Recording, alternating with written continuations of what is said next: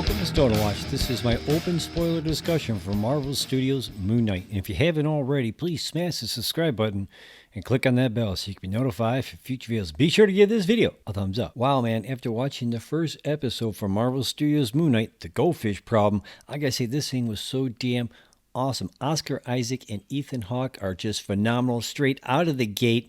I mean, they were just so damn awesome. Now, we had a runtime of 47 minutes for this episode. Now, after you minus out the credits, we're only left with 40 minutes worth of story time.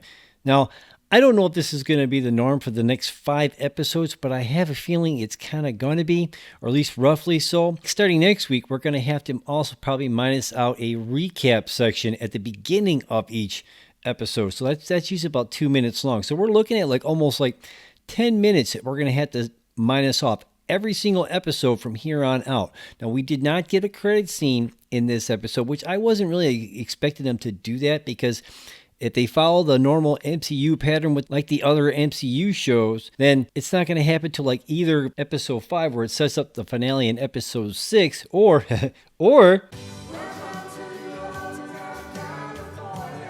man, that joke never gets old. Or it's going to set up the overall narrative for the MCU going forward, or the next MCU project, whichever one that they think they want to actually do. I mean, it might feed into Doctor Strange and the Multiverse of Madness. I don't know, because so far they have not really said where this falls in as far as in the MCU timeline, as far as the blip is concerned. You know what I'm saying? They haven't really gotten that far into it, but it is the only first episode. All they really mainly did was kind of set up where we're at in this story for Moon Knight. Well, Hamid Diab comes in to direct his first of 4 episodes, and with head writer and show creator Jeremy Slater, they kick off this trippy, awesome new MCU adventure. Now, I'm not familiar with any of their past work offhand, but what they're doing so far, I'm digging it, man. In this show, Oscar Isaac plays Mark Spector, aka Moon Knight, a mercenary who has dissociative identity disorder, or DID, is drawn into a deadly mystery involving Egyptian gods with his multiple identities, one of them being Stephen Grant. Now, while early Moon Knight stories imply Spectre is merely insane, it is later revealed that Khonshu is real, one of several entities from the other void, a dimension outside normal time and space, once worshipped by ancient Earth people. On his return to the United States, Spectre invests his mercenary profits into becoming a crime fighter, Moon Knight, aided by Frenchie and Marlene Elrond, who becomes his lover and eventually the mother of his daughter. Along with his costume alter ego, he primarily uses 3 other identities to gain information from different social circles: billionaire businessman Stephen Grant, and taxi cab driver Jake Lockley, and the suited consultant Mr. Knight. Now, from what I've read on Wikipedia, we're only going to get Mark Spector, Moon Knight, Stephen Grant, and Mr. Knight in this series. We're not going to get the Jake Lockley identity in this show. They're just going to focus on those 4, which I think that's probably all you really need to do. Now, the one thing about I hope that we're going to get now going into the next 5 episodes is in the first episode here, every time he would fall into going into the Mark Spector identity, we didn't really get to see that stuff except for when he was talking to him in the mirror. You know what I mean? So when he would switch over and he would kill all the people that are around him in the town and everything, or he was driving the truck in this episode, we didn't get to see that action until the very end of this episode, where we actually get to see him in the suit. So I'm kind of hoping from here on out that we're actually going to get to see those action scenes. I mean, I understand what they were getting at in this first episode by doing it that way, but I kind of would have loved to actually see that stuff. And I don't want them to actually go back and show it again. You know what I'm saying? I mean, from this way forward, I hope we actually get to see the actual fight scenes and not just see the aftermath. You know what I'm saying? And then we have Ethan Hawke to come in to play the villain for this show. Now, I think he's a pretty damn good actor, but I'll be honest, I have not seen every single movie or project he's been in over the years. I'm mainly familiar with the movie from back in 1985, Explorers. I did a video on that in my Retro Rewatch series, so please check that out. And of course, he was in The Dead Poets Society with the late, great Robin Williams. I love that movie, man. That is one of my most favorite movies. But just looking at this, doing research for this video, it was only 4 years difference from Explorers to that. And I'm like, Mom, a lot has happened to that man within 4 years. You know what I'm saying? I mean, he went from a high school kid to, that's quite the jump. But I mean, I love that movie. You know what I'm saying? And of course, there's Training Day that came out in 2001 with Denzel Washington. That was a pretty damn good movie. I mean, I thought that was pretty damn good. But my last thing I saw him in was The Magnificent Seven, again with Denzel Washington. It came out in 2016. So, which I thought was actually pretty damn good. I mean, I kind of, it was almost like the same thing as the other one with Yul Brynner and Charles Branson, but a little bit different. It's basically the same storyline, they just changed the locations. Now he's playing the character Arthur Harrow, who in the comics is a scientist who specializes in pain therapy. His only appearance came in Moon Knight #2 by Alan Zellins and Chris Warner, where the Doctor's works earned him the Nobel Peace Prize nomination. One evening, Moon Knight had a vision of Harrow that revealed that the Doctor achieved his success through illegal experimentations on humans.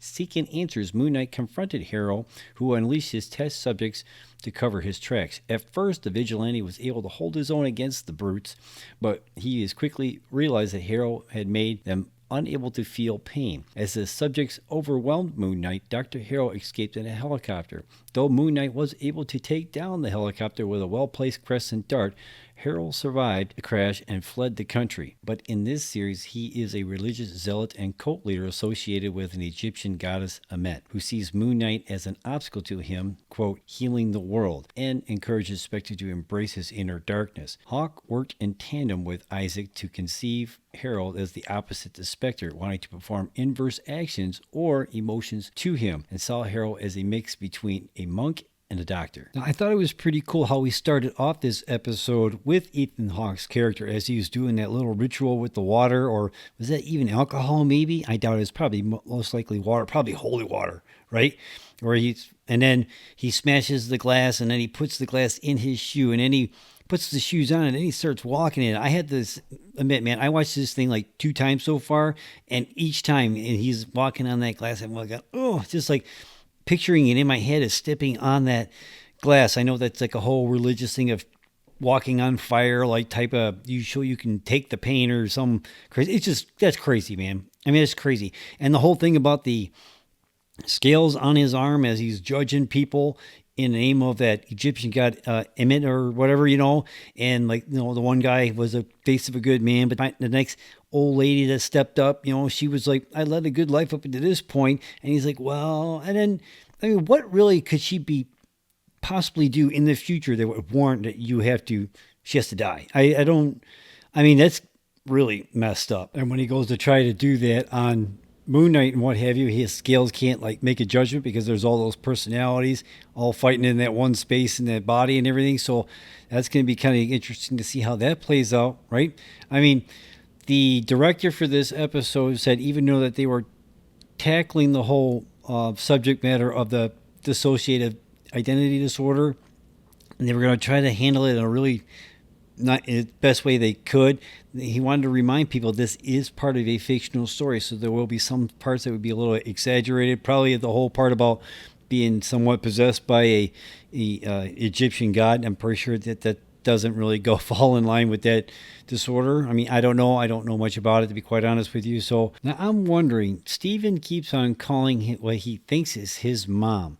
Now, there was a breakdown video that I watched that said that like all the postcards that he's receiving supposedly from his mom are the same postcards that you could buy at the museum in which he works at. So there's like a little bit of a fan theory saying that maybe it's Mark who's buying the postcards and he's filling it all out to be pretending to be his mom. But do you think we'll actually ever hear a lady's voice actually call him? Because we never heard her leave a message. We always saw him leaving a message for her, but we never heard a message from mom, right? So does mom even exist? I kind of wonder. Let me know what you think about that in the comments down below. And I also saw in another breakdown video that said that the Egyptian god Khonshu is the same one that appears in the Night of the Museum movies and what have you. So does that mean that Ben Stiller and Robin Williams are now part of the MCU? I mean, that's pretty damn cool. But anyway, so we see Ben Stiller in another MCU movie as they go to the museum.